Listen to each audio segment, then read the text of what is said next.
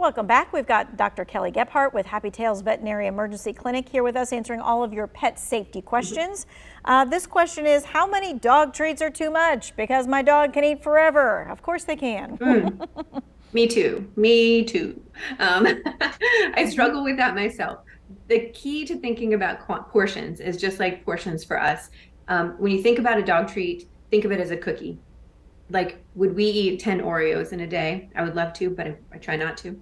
So 10 cookies for a dog is too much. If you want to do rewards, then maybe use little pieces of their regular dog kibble or break those treats up into smaller pieces. So in your mind, when you're thinking based on the size of your dog, like a lab can handle maybe 3 or 4 cookies in a day of the same size. Say maybe a lab can handle 3 or 4 of those, and a 5-pound dog should only have maybe that much of that cookie. So think of it as every time you give your dog a cookie, it's a Oreo for us, and proportion that according to the size of your dog. That's the way I'd recommend it. Otherwise, it's kind of hard to specify. Okay. This person's asking, what can you do to calm a dog during a thunderstorm? I tell you, I'm a believer in the Thunder Shirt. I am a big believer. Over the past couple of years, we've been using the Thunder Shirt for our dog Josie, and it really helps decrease our anxiety. It's the whole like compression idea, and it makes them feel safe and secure. You can get them on Amazon, and it's weight-based. You can just check out those sizings. But Thunder Shirts are great. Giving them a calm, quiet room, maybe a dark room. Talking to your vet about medications to help decrease anxiety. Sometimes with our dog Josie, we have to give her some anti-anxiety medicine because she has thunderstorm, firework, loud noise anxiety. So those are some ideas, but Thunder Shirt, I swear by it. Okay. All right. So spring, of course, marks the start of snake bite season in North Carolina. Snake bites occur most often between March and October. A snake bite is always an emergency, right? So let's talk about what should we do when it comes to snake bites. Right. So the first thing is, if you think your pet has been bitten by a snake, seek veterinary care. There are dry bites, and then there are non-venomous bites, which is essentially dry bite, and then venomous bites. In North Carolina, the main venomous snake we have right in the triad area is copperhead. They are venomous. Most pets do well in response to snake bites, but you can't predict who's going to have problems or who's going to have a more serious case. If the signs you want to look for are you may or you may not see the fang marks or the puncture wounds, because if the tissue swells, it may swell up and close up those puncture wounds. You're going to see heat, redness, swelling, very painful. Usually, sometimes you'll see purple discoloration. Those are the signs to look for. Also, if it's bitten on the leg, limping or lameness. If they're bitten inside the mouth, you're going to see swelling and drooling. So if you're worried, have your pet examined by a veterinarian for a proper assessment, because when it's a snake bite, it's pretty classic for being a snake bite. But there are other things that can happen that can also cause similar symptoms that aren't snake bite. Okay, so if we notice any of those things, like the discoloration or any of that kind of stuff, what should we do immediately? I know you said get to the vet, but should we be using ice packs? Should we use tourniquets? What should we do? Nope, just don't use tourniquet, don't use ice packs. There's that myth of like cutting and trying to suck out the venom. Don't do that either. Just get to a veterinarian. So you don't want to put on a tourniquet and constrict anything, because then we see constriction injuries. Just the best thing to do is get to a vet right away to get a proper assessment and proper veterinary care. That's my biggest recommendation. The other thing too is look at your home environment.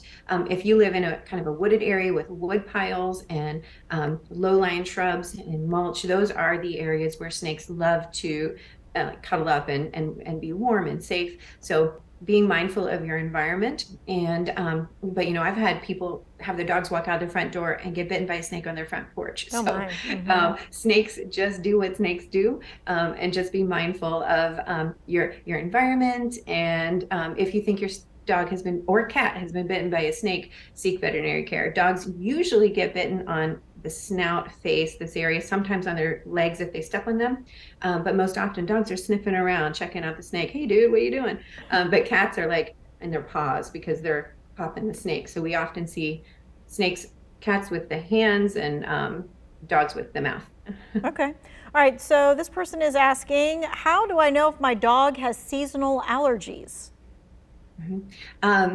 seasonal allergies are definitely a real thing in cats and dogs. And cats and dogs exhibit those seasonal allergies differently. The key is if you start to see similar repetitive issues with your pet during certain times of year, be it spring and fall or summer only, then you know you have this recurrent issue that is usually related to a seasonal issue, whether it's pollen during those times of year or the air conditioner kicking on, which kicks out mold and other kinds of debris that they could have allergies to. Um, that seasonal repetitive symptomatic behavior or issue is the key to seasonal issues or seasonal allergies. If it was a food allergy, they'd have those same issues all year long. But if you're seeing it recurrent at certain times of year, then you know you have seasonal allergies, whether it's itchy skin, issues between the feet, hives or allergies. Yeah. Okay. All right, we're going to take a quick break. We've got more of your questions coming up. Also, a little talk about Easter, what you should do and what you shouldn't do. In the meantime, let's take a look at what's going on forecast-wise.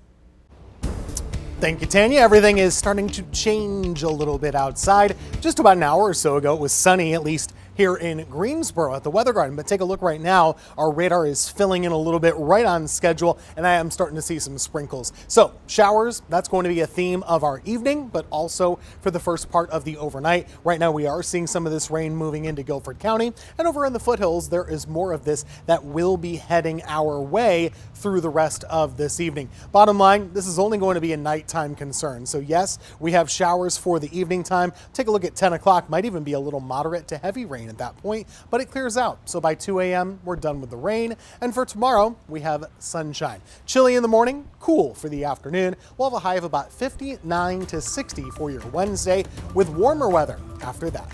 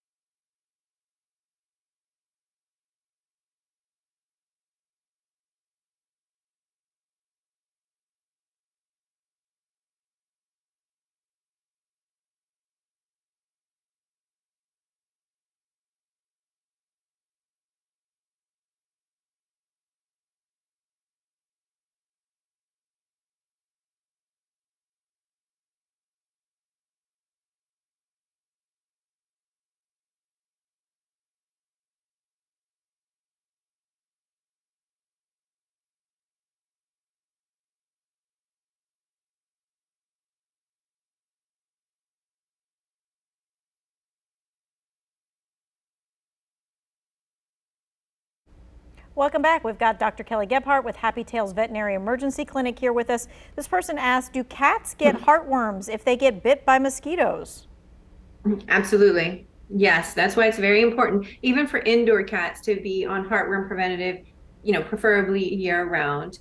But yeah, and it actually takes much less of a heartworm burden to cause problems in cats than it does in dogs. So keep all pets on heartworm preventative year round.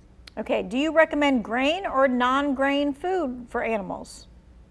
Grain, because the grain-free diets, there are some studies that suggest or support the potential for it to cause some cardiac disease that is reversed when the grain-free diet is stopped. So grain diet all the way. Okay. Should dogs have shoes for hot pavement? I would say maybe just avoid the hot pavement instead. Like just walk on grass, don't go out during hot times of day. There's a standing rule that if you can put the back of your hand on the pavement for 7 seconds, not the front, but the back of it onto the pavement for 7 seconds, it's not too hot for them. If you can't, then it's too hot for their little feet. Okay. My dog's coat has little flakes, looks like dandruff. I give her dry shampoo baths in between groomer trips. Is her skin dry? And can I use coconut oil? Dry skin is definitely possible. She could also have some allergic dermatitis or seborrhea or other issue. So I would say first get her checked out by your veterinarian. Make sure you don't have an underlying issue, even like a staph bacterial skin infection that can make flaky skin. So make sure there's no underlying medical issue, and then maybe consider some medicated baths or even an oatmeal soothing and conditioning bath with conditioner, like shampoo and conditioner, before putting on oil. Make sure there's not a problem. If there is, address it appropriately, and then consider some other shampoo and conditioner options before coconut oil, which will ultimately probably just make them greasy but not fix the skin issue. Gotcha. Okay, we have a little over a minute. Why is my dog chasing its tail so much? Could be behavioral. It could be bored. It could just think it's really fun. Could have OCD. It may be a pain issue, unlikely, but there are some neuropathic pain issues. But yeah, it could also just be really into it, but it could also be an OCD thing. So environmental enrichment, lots of exercise, both physical and mental stimulation to really tire them out. Those are some key things to try and see what happens. All right, and really quickly, when we have our Easter baskets, we should put them up on a counter somewhere. Oh yes, we got to get that in. So make sure the Easter Bunny brings that basket and puts it in a safe place away from dogs and cats. So you have the Easter grass, which cats love to eat, and that can cause foreign body. Chocolate, which can cause toxicity in dogs. Dogs can also just chew up anything in that basket and cause problems. So make sure the Easter Bunny puts that basket up and away. Also, if you happen to get lilies for Easter, make sure to get them in a safe place away from cats and dogs. Okay. All right. All those things really quick. We so appreciate your time and your expertise. You can check out all of this in the Who Wants to Know section of our website.